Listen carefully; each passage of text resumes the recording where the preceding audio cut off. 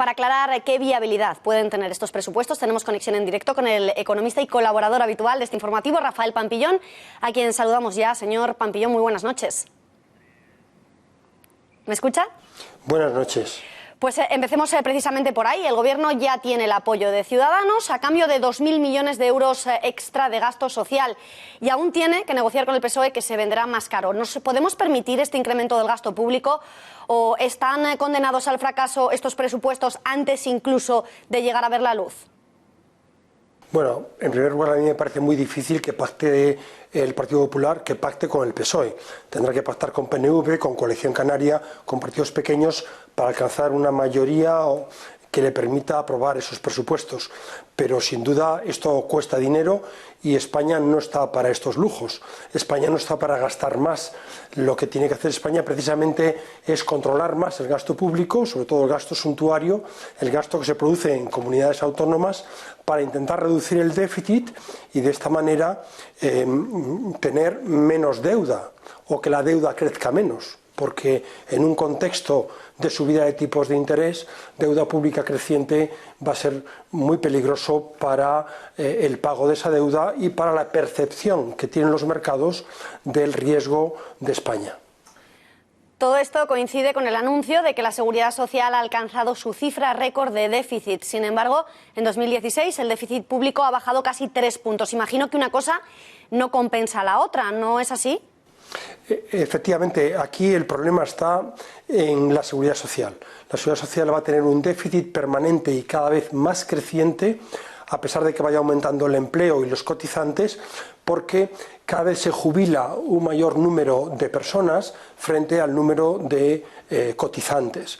Significa que cada vez hay menos cotizantes por jubilado. Y eso, teniendo en cuenta que las pensiones de los que se están jubilando ahora son más altas, eso hace que, aunque congeláramos la pensión, cada año las pensiones crecerían en gasto un 3% más, solo por el número de pensionistas.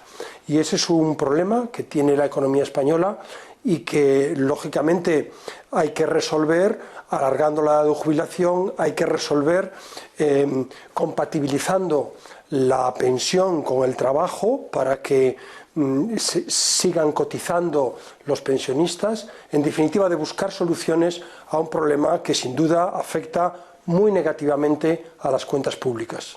Entre las medidas para convencer a Ciudadanos está la bajada del IVA cultural al 10%. ¿No le parece que hay otras prioridades antes que la cultura, las que habría que bajar el IVA? Y si es de esa opinión, ¿cuáles a su juicio estarían antes que el IVA cultural? A mí me parece que lo que hay que hacer es café para todos, es decir, que poner el IVA superreducido más alto y el IVA reducido más alto, y a ser posible equiparar todo el IVA para tener una recaudación suficientemente potente por IVA que permita hacer frente al gasto público que tenemos. Si no, tendremos déficit y ese déficit, desgraciadamente, está condenado a convertirse en deuda pública. O sea que eso de bajar el IVA a unos, a los otros mantenérselo, a mí me parece que es algo que discrimina a unos frente a otros. Pero bueno, si para pactar con Ciudadanos y conseguir los votos de Ciudadanos hay que bajar el IVA a la cultura, pues se le baja el IVA a la cultura, para poder tener unos presupuestos para el año 17, que es el año en el que estamos y que todavía no tenemos presupuestos. El expresidente Aznar ha vuelto a demandar hoy al gobierno de Rajoy dar una segunda vuelta a la reforma laboral. ¿Cree usted que tiene razón Aznar, que habría que incluir, y si es así, qué habría que incluir en esta segunda reforma? Bueno, en la reforma laboral, pues yo creo que hay que, en vez de esa cláusula en que las empresas se pueden descolgar del convenio colectivo, que es una actitud como negativa, lo que habría que añadir es que las empresas, si quieren, que se cuelguen en el convenio colectivo. Lo que hay que intentar es que la determinación de los salarios se haga en las empresas, que es donde se pueden subir o bajar salarios dependiendo de la productividad y dependiendo de los beneficios y de las posibilidades que tienen las empresas. Y luego ir más hacia un contrato único, hacia un contrato en el que no hubiese tanta temporalidad. España tiene un récord dentro de la OCDE de temporalidad. Hay que reducir la temporalidad y para eso hay que hacer una reforma laboral que reduzca los contratos temporales y a poder ser unificar todo tipo de contratos. Y ya por último, señor Pampillón, hoy hemos conocido un dato escalofriante. En 2016 se han vuelto a pulverizar todos los récords en cuanto a herencias en nuestro país. Casi 39.000 españoles han tenido que renunciar a su legado familiar por no poder pagar los impuestos. ¿Cómo se soluciona este problema? Bueno, a veces hay que renunciar a la herencia porque no hay dinero para pagar esos impuestos. Hay comunidades autónomas que tienen unos impuestos más altos sobre la herencia y comunidades autónomas que prácticamente no tienen impuestos sobre la herencia. Y lógicamente eso depende de la legislación de cada comunidad autónoma. Por tanto, o se unifican los impuestos sobre la herencia para toda España, o siempre habrá comunidades autónomas que tienen impuestos muy altos sobre la herencia y que desgraciadamente no se puede percibir esa herencia porque el impuesto que hay que pagar es muy alto.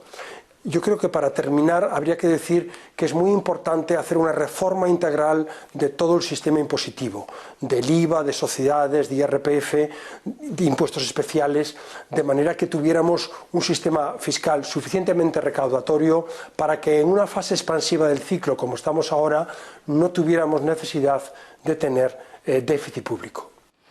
Señor Pampillón, gracias un día más por habernos ayudado a entender un poquito más las noticias económicas y buenas noches.